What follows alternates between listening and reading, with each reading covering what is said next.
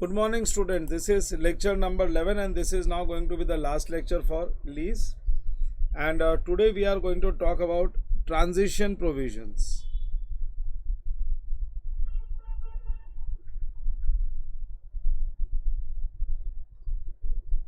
Transitional provisions.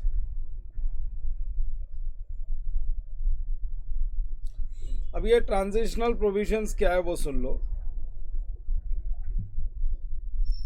पहले अपने पास है ना लीज का जो अकाउंटिंग स्टैंडर्ड था, अपने पास लीज का स्टैंडर्ड कौन सा था? Ind AS 117. That was the lease accounting standard. So 1 अप्रैल 2019 जब ये लीज वाला अकाउंटिंग स्टैंडर्ड आया, Ind AS 116 has been introduced. So when this Ind AS 116 was introduced, so जो भी इंडियस 17 में अकाउंटिंग कर रहे थे उनको हमने ट्रांसफ़र किया इंडियस 116 में. सी लेसर एंड लेसी जिनका ऑलरेडी लीज का कॉन्ट्रैक्ट हो चुका था, जिनके बुक्स में लीज के कॉन्ट्रैक्ट चल रहे थे, on the date of application of Ind AS 116, जिस दिन 116 इंट्रोड्यूस हुआ उस दिन ऑलरेडी जो लीज के कॉन्ट्रैक्ट बने हुए थे उनको इंडिया 17 से 116 में ट्रांसफ़र करना, उसको बोलते हैं transitional provisions. So from India 17 to Ind AS 116 जब हम लोग उसको ट्रांसफ़र करते हैं तो कुछ एडजस्टमेंट्स करना पड़ सकता है. लेकिन ये जो ट्रांजिशनल प्रोविज़न है ना, इसके मैं केसेस बताता हूँ. इसमें 2 केसेस बनते हैं ट्रांजिशनल प्रोविजंस में. 2 केसेस बनेंगे. सबसे पहला केस 1, बुक्स ऑफ लेसर. सुनो, बुक्स ऑफ लेसर में पहले और इंडियस 17 और इंडियस 116 दोनों में लेसर के बुक्स में कोई चेंज आया ही नहीं है. तो लेसर के बुक्स में जो लीज रिसीवेबल्स अकाउंट्स चल रहा था उसने एंट्री क्या पास की थी? जब भी उसने ऑपरेटिंग लीज का अगर कॉन्ट्रैक्ट किया है तो रेंट का मॉडल है. लेकिन अगर फाइनेंस लीज का कॉन्ट्रैक्ट किया है तो lease receivables account to leased asset, ये एंट्री पास की, लीज रिसीवेबल्स पे पैसा कलेक्ट कर रहा है. तो लेसर के बुक्स में कोई चेंजेस है ही नहीं. अगर लेसर के बुक्स में कोई चेंजेस नहीं है तो जो इंडियस 17 में अकाउंटिंग चल रही थी वही इंडियस 116 में अकाउंटिंग चलेगी. So in the books of lessor no transitional provision, कोई एप्लीकेशन नहीं है. So books of lessor no changes in accounting.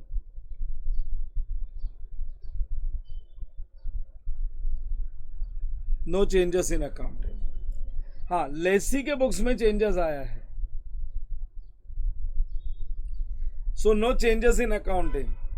अगर वो ऑपरेटिंग लीज की अकाउंटिंग कर रहा था इंडियस 17 में तो इंडियस 116 में भी ऑपरेटिंग लीज की अकाउंटिंग करेगा. इंडियस 17 में अगर फाइनेंस लीज की अकाउंटिंग कर रहा था लेसर तो इंडियस 116 में भी फाइनेंस लीज की ही अकाउंटिंग करेगा. सेम वही कंटिन्यू रहेगा, कोई चेंज नहीं. मतलब वो ट्रांजिशनल प्रोविजन लेसर के बुक्स को अप्लाई नहीं होते. हाँ, बात करेंगे लेसी की बुक्स. लेसी की बुक्स की बात करेंगे. अब लेसी की बुक्स में ऐसा है कि अगर लेसी इंडियस पहले फाइनेंस लीज फॉलो कर रही थी, लेसी के बुक्स में इंडियस 17 में अगर फाइनेंस लीज था, सिर्फ फाइनेंस लीज भी हो सकता है. लेसी के बुक्स में फाइनेंस लीज का कॉन्ट्रैक्ट भी हो सकता है और ऑपरेटिंग लीज का कॉन्ट्रैक्ट भी हो सकता है.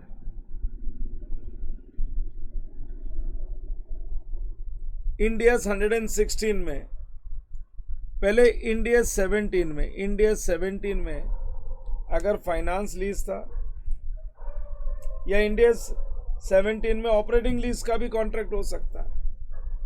सुनो, अगर इंडियस 17 में अगर फाइनेंस लीज था तो इंडियस 116 में भी सेम रहेगा,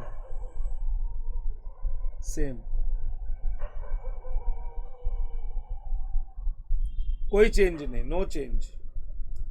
पहले फाइनेंस लीज, इसका मतलब है लॉन्ग टर्म लीज, तो अभी भी लॉन्ग टर्म लीज ही रहेगा, नो चेंज। अच्छा, अगर इंडियस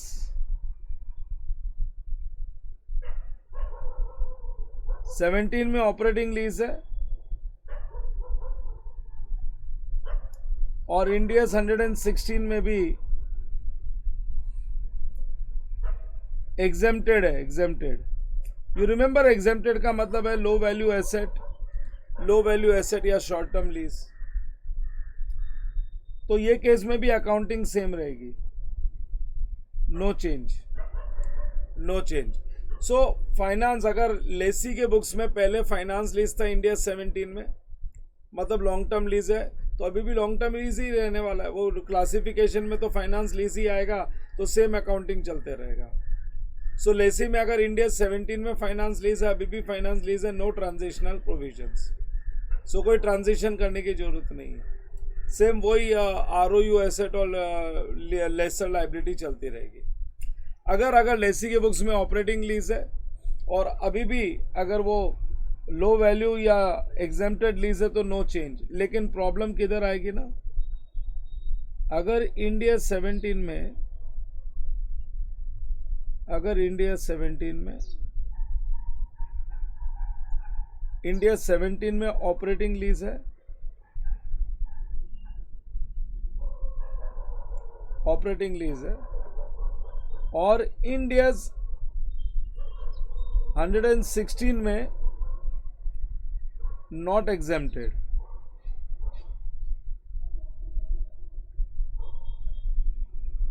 नॉट एग्जेम्प्टेड का मतलब समझा क्या, वो फिर वो लॉन्ग टर्म लीज मानी जाएगी और फिर वो फाइनेंस लीज वाली अकाउंटिंग आएगी। तो यहां पे ट्रांजिशन प्रोविजन अप्लाइज। सो यहां पे ट्रांजिशन रिक्वायर्स,